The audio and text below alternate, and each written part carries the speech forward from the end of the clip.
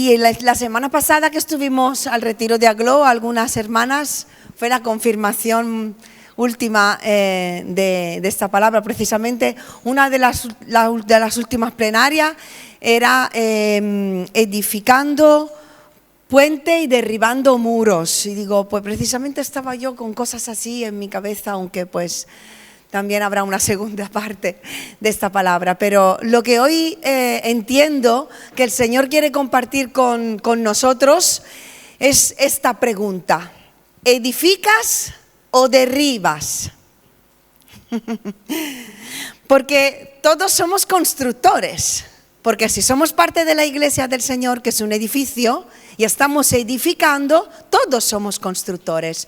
Todos estamos poniendo ladrillos, estamos poniendo piedras, estamos poniendo material para seguir edificando la iglesia del Señor en el mundo. Amén. Esto significa que todos tenemos herramientas en nuestras manos para poder edificar, herramientas que son útiles para la edificación si las usamos a la manera de Dios. ¿Por qué digo esto? Porque las mismas herramientas que tú y yo tenemos en las manos podemos usarla para edificar o para derribar, según el uso que le demos de lo que tenemos. Así que yo creo que sería interesante, primeramente, discernir qué tipo de herramientas tenemos y luego identificar si estamos usando estas herramientas para edificar o para derribar.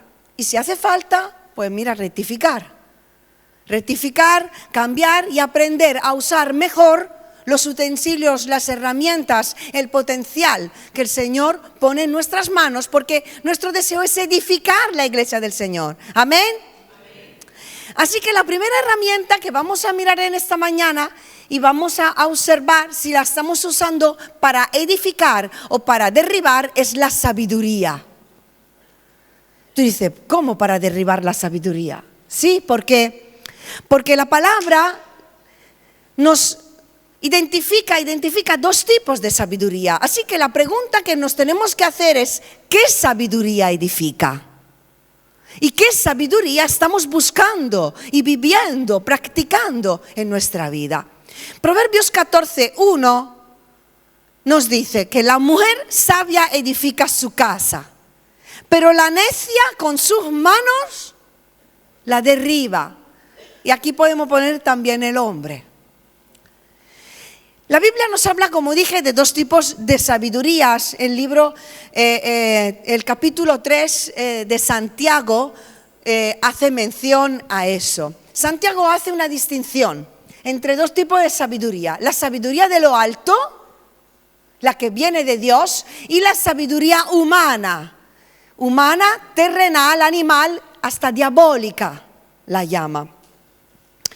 Y se distingue el tipo de sabiduría que estamos viviendo por los frutos visibles de esa sabiduría. Eso lo leemos en los versículos 13 y 18. Así que la característica de la sabiduría de lo alto que nos transmite Santiago 3:17 nos dice: la sabiduría de lo alto es primeramente pura, después pacífica, amable, condescendiente, llena de misericordia y de buenos frutos, sin vacilación ni hipocresía. La sabiduría que viene de lo alto, la sabiduría que viene de Dios, es la capacidad de discernir lo espiritual y de pensar correctamente, de actuar en el Espíritu, de andar en el Espíritu. Nos enseña a mirar las cosas según la perspectiva de Dios.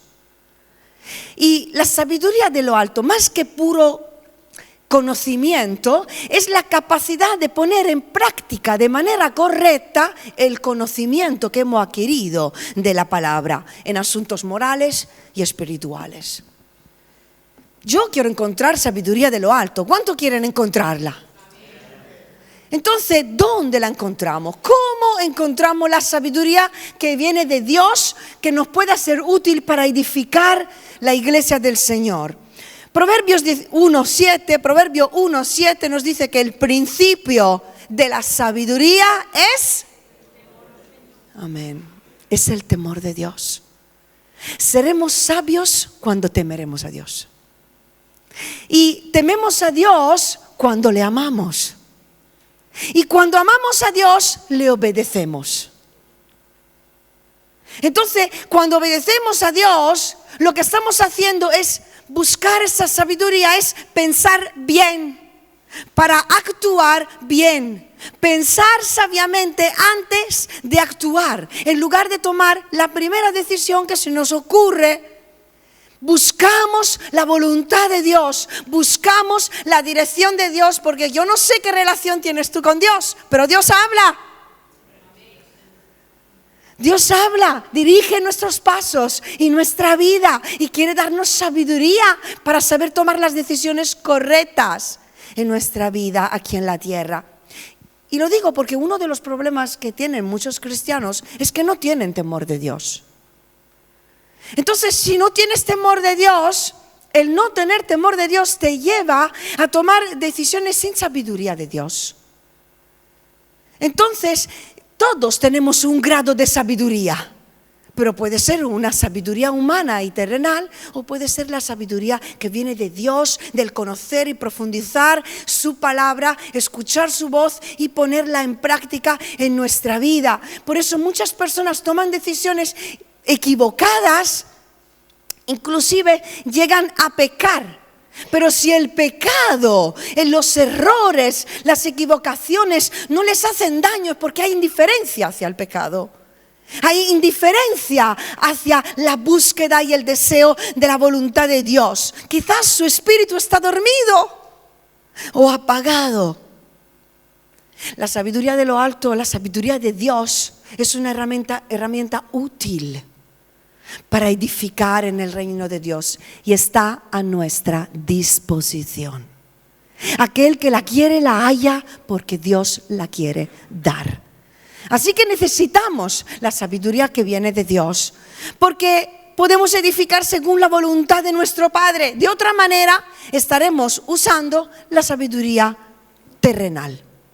¿Qué nos dice Santiago acerca de la sabiduría terrenal? El mismo capítulo 3, desde los versículos 14 al 16, nos dice: pero si tenéis celos amargos y contención en vuestro corazón, no os jactéis ni mintáis contra la verdad, porque esta sabiduría no es la que desciende de lo alto, sino que es terrenal, es animal, es diabólica. Porque donde hay celos y contención, ahí hay perturbación y toda obra perversa. ¿Cuántos dicen amén? La sabiduría humana, la sabiduría terrenal, es fruto de nuestros razonamientos. Es fruto de nuestras propias conclusiones. Nos lleva a tomar decisiones únicamente según nuestra manera humana de interpretar el entorno, basado sobre nuestros razonamientos, sobre nuestro corazón engañoso, a veces sobre nuestras heridas. Son razonamientos que se han edificado a lo largo de los años en nuestra mente, basados sobre experiencias, y Dios quiere entrar, irrumpir en nuestra mente y en nuestro corazón para fundar nuevos cimientos de sabiduría de lo alto que tomen el lugar de tus propios razonamientos, para derribar toda fortaleza que se levante en nuestra vida y poder andar, caminar, vivir según la voluntad de Dios, con un corazón sano, con una mente renovada. Vidas transformadas que edifican y no derriban los planes de Dios para nuestras vidas. Porque nos podemos encontrar derribando los planes de Dios para nuestra vida, usando sabiduría meramente humana. Pero el Señor quiere ir mucho más allá de lo que tú piensas, porque sus pensamientos son mucho más altos que los tuyos y que los míos. Así que sería muy estúpido fundar una casa sobre nuestros pensamientos, sobre nuestra manera de interpretar la vida, de interpretar a Dios. Sus pensamientos, sus planes son inmensos, son buenos, son justos, son puros, son sanos para ti y para mí. Por eso el Señor quiere que podamos edificar nuestra vida sobre la sabiduría que viene de Él. Y muchas veces somos como enfermos. Estamos cojeando, somos como ciegos, no nos damos cuenta de las decisiones que tomamos, ni de las cosas que estamos haciendo y de la trascendencia que tiene nuestras decisiones, porque interpretamos desde una perspectiva contaminada por el pecado dentro de nosotros. Y no somos conscientes hasta que no comparamos nuestro corazón y nuestra mente con la verdad de la palabra de Dios, que es como una lámpara. ¿Y qué hace la palabra de Dios? Manifiesta todas las intenciones del corazón y nos hace ver lo que está bien y lo que está mal dentro de nosotros, y tomamos conciencia de cómo está nuestra vida, de cuál es nuestra realidad espiritual, de cómo está nuestra mente, de cómo son nuestros razonamientos, de cómo estamos pensando, de cómo estamos actuando. Y la sabiduría de Dios derrumba todo plan del enemigo y todo aquello que se ha levantado de forma enferma y contaminada en nuestra vida, y nos da una nueva perspectiva de vida. Amén. El Señor desea que vivamos con esa sabiduría y que demos frutos. Hemos sido creados para dar frutos. Y los frutos son visibles. Los frutos de la sabiduría de lo alto hemos leído que son el amor, la paz, la paciencia, la condescendencia, según la interpretación de lo que estaba diciendo Santiago, la misericordia y la integridad. Sin embargo, los frutos de la sabiduría humana, entre ellos la palabra destaca algo, y lo vamos a mirar un poquito más en lo profundo, porque si lo destaca es porque es algo que afecta a toda la humanidad de forma concreta. Y destaca como fruto de la sabiduría humana, Santiago, los celos amargos y la contención. Los celos amargos. ¿Qué es el celo? El celo es un sentimiento enfermizo que te destruye a ti, si lo tienes, y a aquellos a los cuales son dirigidos tus celos. Porque pueden destruir las mejores relaciones de amor, de amistad y de hermandad. Se llaman amargos porque estos celos dejan una sensación fea en el corazón, que es de donde salen nuestros pensamientos del corazón, de donde salen nuestros deseos, y nos dejan un mal sabor de boca. De hecho, el término griego amargo se usaba para hablar del agua no potable, que no se podía beber. Y al combinarse los celos con el amargo con los celos, definen una actitud de envidia y de resentimiento hacia los demás.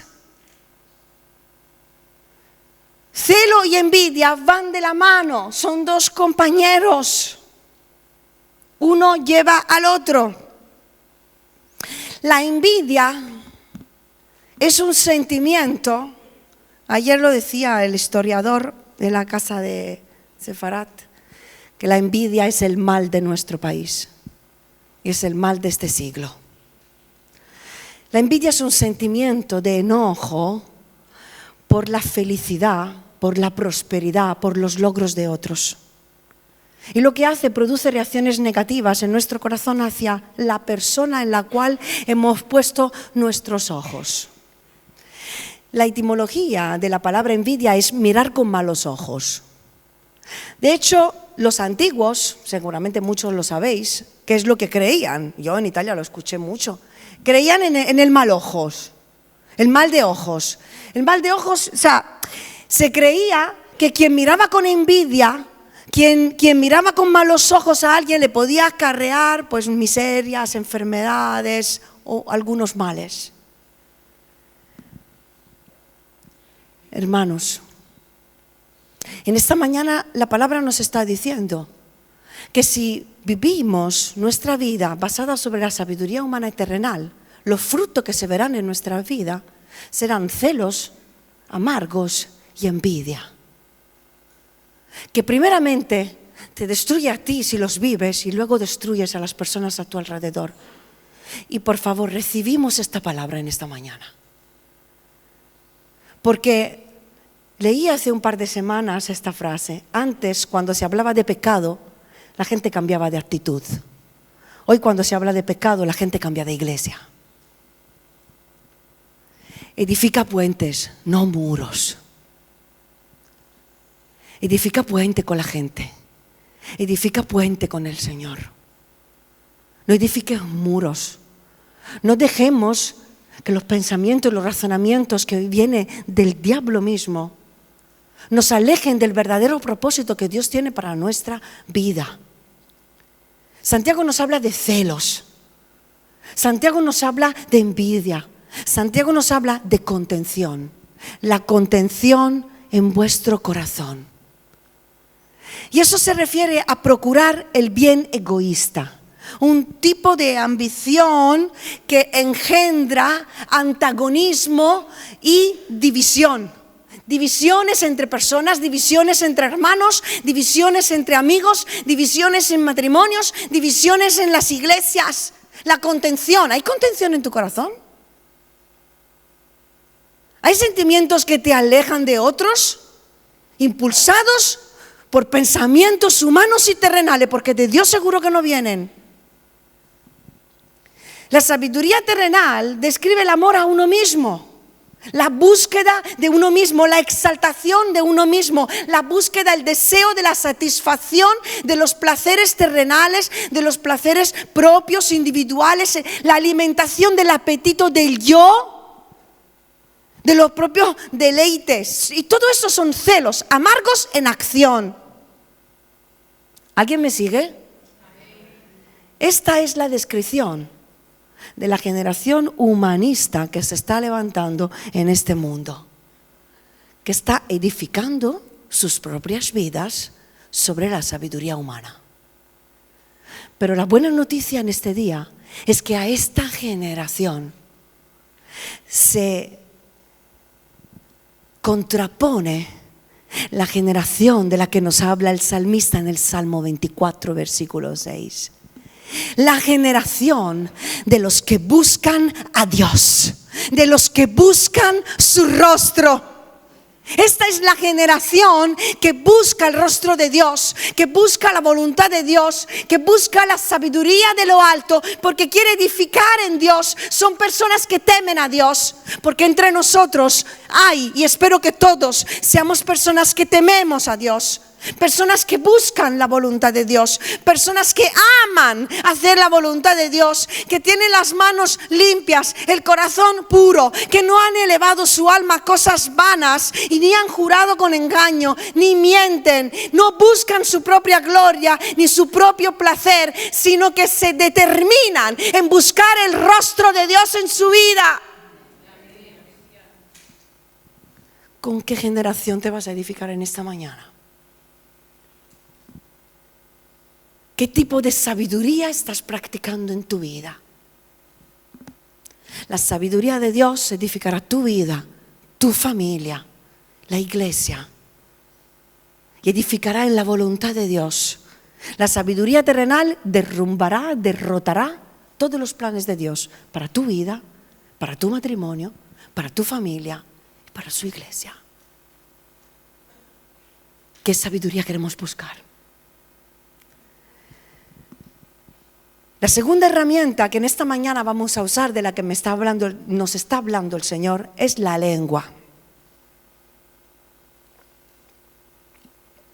La lengua es una herramienta que está en las manos de todos los creyentes y puede ser usada para edificar o para destruir. La lengua tiene mucho poder, ¿verdad? Santiago 3:10 nos dice que de una misma boca proceden bendición y maldición. Con la lengua, versículo 9, bendecimos al Dios Padre. Con ella maldecimos a los hombres que están hechos a semejanza de Dios. Pero dice Santiago, no debe ser así. Proverbios 18:21 dice que la muerte y la vida están en poder de la lengua, y el que la ama comerá de sus frutos. La muerte y la vida están en poder de la lengua.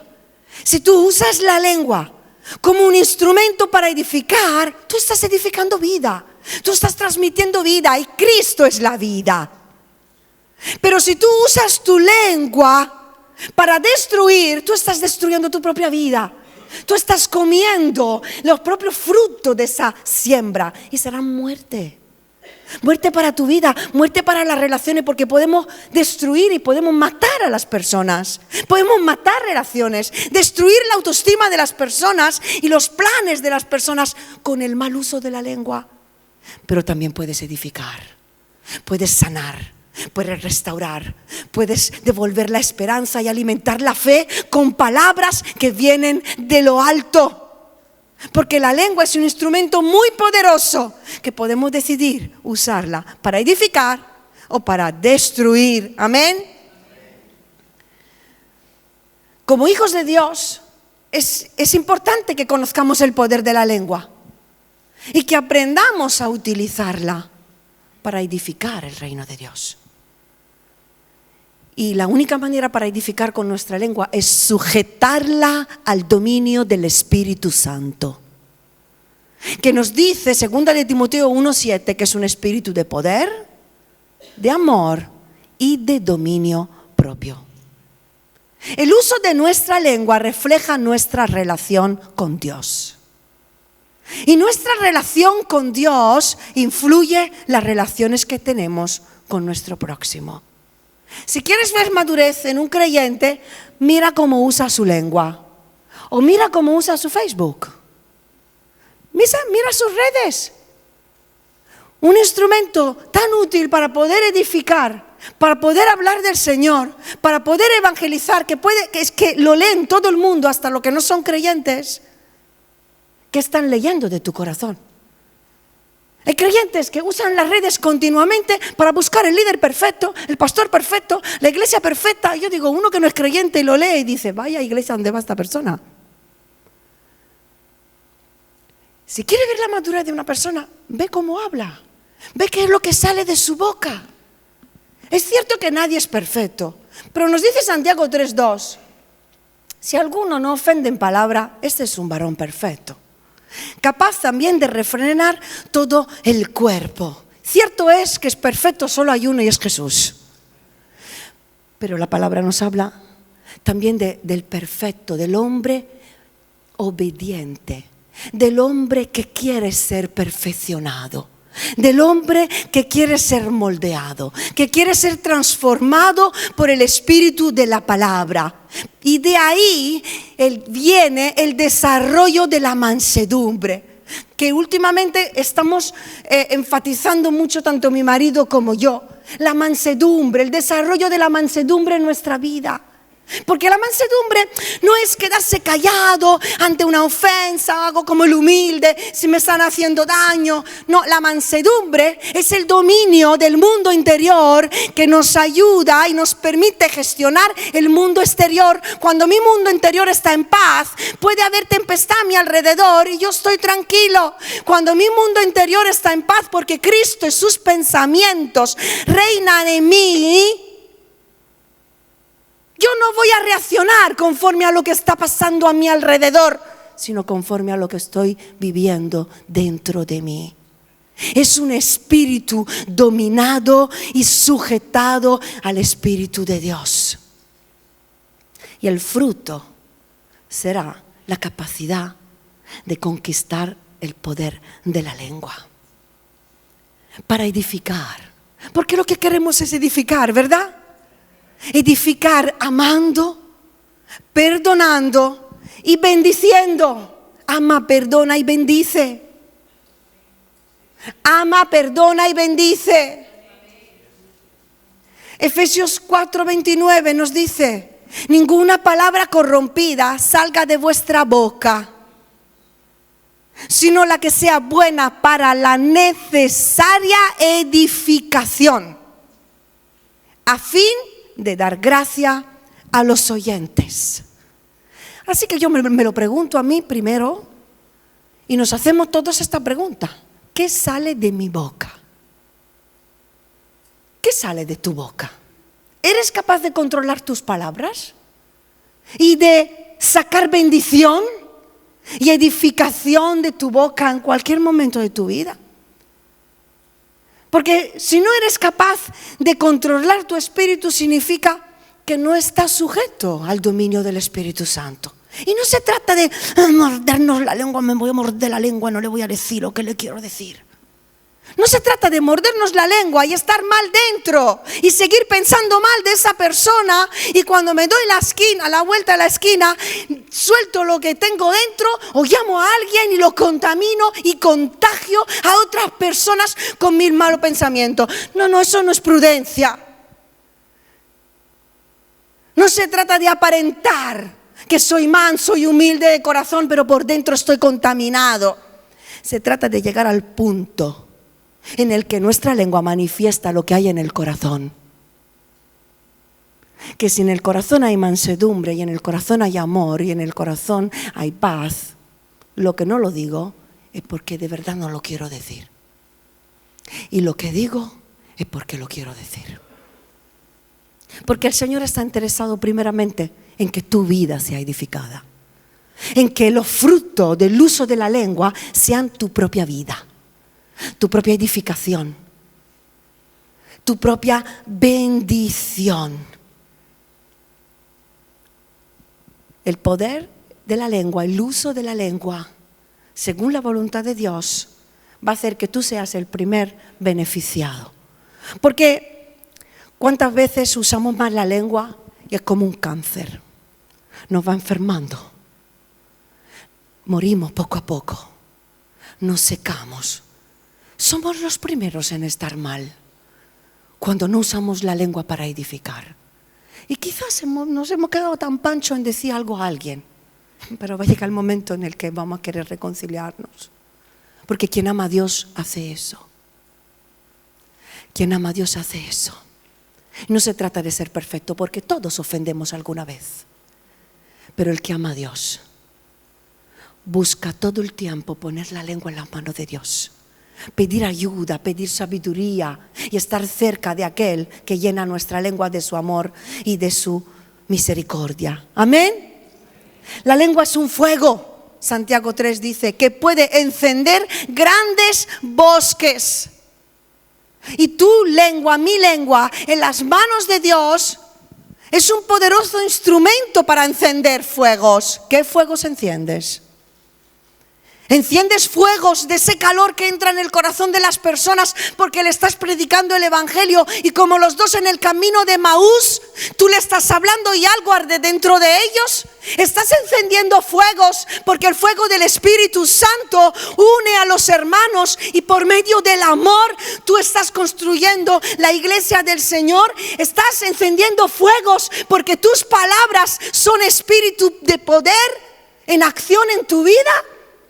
¿O estás encendiendo fuegos de contención, de división, de celos, de envidia, de comparaciones y de tonterías? Y de infantilismo. Hermanos, amigos, no desperdiciemos nuestras palabras. No contribuyas a la futilidad, a la necedad, a la vanidad. Estamos hablando de edificar y de querer crecer en este año. ¿En qué conversaciones inviertes tu tiempo? ¿En qué ocupas tu lengua? De la abundancia del corazón habla tu boca, dice Lucas 6:45. Dime lo que hablas la mayoría de tu tiempo y te diré dónde está tu corazón y dónde está el tesoro de tu vida y lo que más amas. Si sale amargura, si sale continuamente amargura de tu boca, celos, envidias, resentimiento, ira, comparación, fantasmas, no es el otro que tiene que cambiar. Es tu corazón que tiene que ser sanado porque estás obsesionado con alguien. Vive tu vida, no vivas la del otro. Y sé sano tú. Vive tu vida, la vida que Dios tiene para ti. ¿Qué tipo de fuego encienden tus palabras, hermanos? ¿Qué reacciones despiertan en las personas que te rodean tus palabras? ¿Qué efecto tienen tus palabras cuando tú hablas y las actitudes que tú tienes, ¿qué efecto producen los demás? ¿Qué efecto, qué reacción producen tus publicaciones en las redes y los mensajes que escribes a las personas? ¿Estamos usando nuestra lengua para edificar o para destruir? Y por último, hermanos, otra herramienta, porque hay muchísimas que están en nuestras manos para edificar el reino de Dios. Y he meditado en el ojo. Los ojos son útiles, los ojos espirituales son muy útiles para edificar en el reino de Dios. Imaginarse un albañil ciego, ¿no? O que no está viendo bien dónde va a construir. Se puede pillar las manos y puede hacerse mucho daño o hacer tropiezos y en nada se derrumba el edificio. En el ser humano, biológicamente, el ojo es un órgano que detecta la luz y es la base del sentido de la vista. Y en la vida espiritual, Jesús nos enseña, lo leemos en Mateo 6, 22 y 23, que el ojo es la lámpara del cuerpo. Así que si tu ojo es bueno, todo tu cuerpo estará lleno de luz. Pero si tu ojo es maligno, todo tu cuerpo está en tinieblas. El ojo bueno entendemos que edifica y el ojo maligno derriba. ¿Cuándo el ojo se convirtió en maligno? El ojo espiritual se convirtió en un ojo maligno cuando deseó algo prohibido, cuando dejó de mirar a la luz, cuando dejó de mirar a Dios, cuando dejó de mirar a sus mandamientos y apartó su mirada de la voluntad de Dios. ¿Qué es lo que leemos en Génesis 3:6? Y vio la mujer que el árbol era bueno para comer y que era agradable a los ojos, un árbol codiciable para alcanzar sabiduría. Su propia sabiduría, porque la de Dios la tenía a mano. Y tomó del fruto y comió. Y dio también a su marido, el cual comió así como ella. Entonces fueron abiertos los ojos de ambos y conocieron que estaban desnudos. Al desobedecer, no cambió la situación a su alrededor, cambió la situación en su interior, cambió su vista espiritual. Se cerraron los ojos espirituales, se abrieron los ojos de la maldad. Las tinieblas entraron en sus ojos y en su corazón. Entonces, a partir de ese momento, la manera en la que ellos se veían a ellos mismos ya no era bajo la perspectiva de Dios. Y la manera en la que se miraban el uno al otro era una sabiduría terrenal y carnal que competía, que se comparaban, que se acusaban mutuamente. Y su vista, su capacidad de ver a Dios ya no era la misma. Ya no era un Dios de amor, ya no era un Dios de misericordia y cercano, era un Dios del cual se tenían que esconder.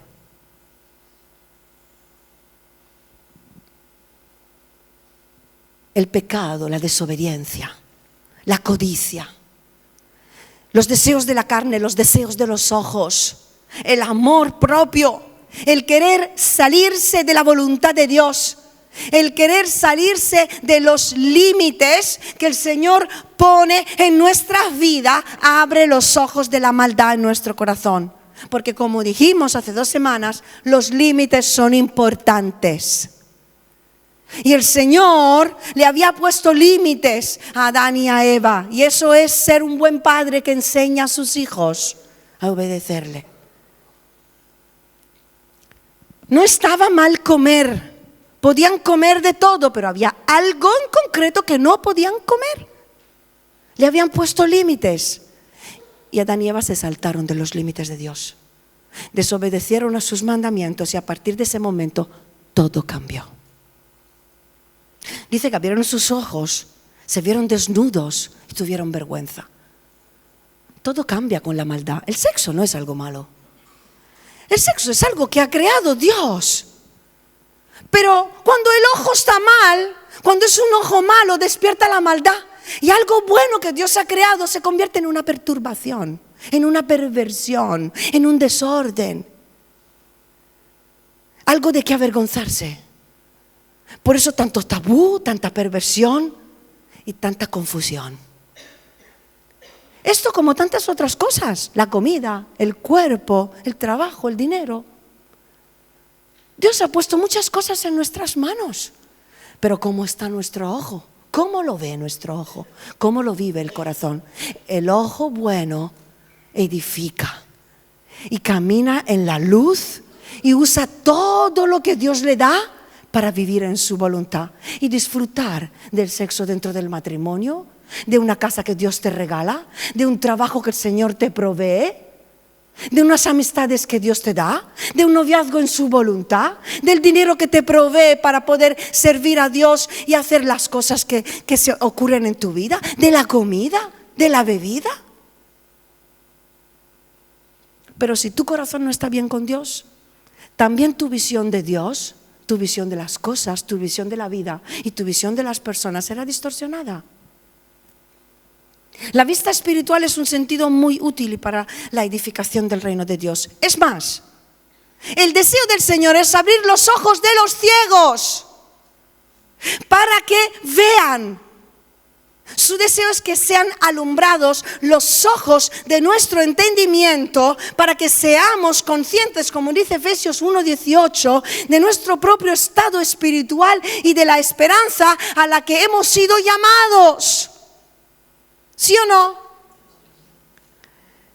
Hebreos 12:2 dice, puestos los ojos en Jesús, puestos los ojos en Jesús. Vamos a decirlo todos juntos. Puestos los ojos en Jesús. Puestos los ojos en Jesús, el autor y consumador de la fe, el cual por el gozo puesto delante de él sufrió la cruz, menospreciando el oprobio, y se sentó a la diestra del trono de Dios. Nuestros ojos, nuestra vista, tiene que estar puesta en Jesús, solo en Jesús, solo en Jesús, en su verdad. Deja de poner tus ojos en las personas porque te vamos a fallar. Deja de poner tus ojos en las riquezas porque te van a fallar. Deja de poner tus ojos en la vanidad de este mundo porque se irá como un soplo.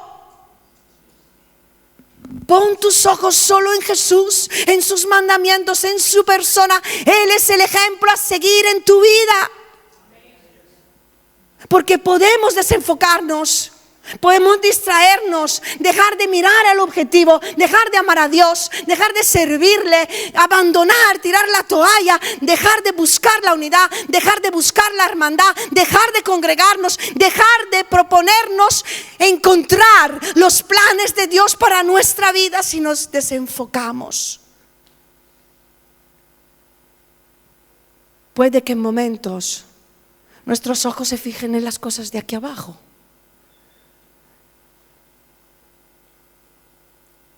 Puede que se fijen en las cosas de aquí abajo porque dejamos de desear las de arriba. Quizás nuestra vista está siendo borrosa porque tenemos los ojos sucios, porque hay algo en el corazón que está contaminando, que no está bien, no está sano.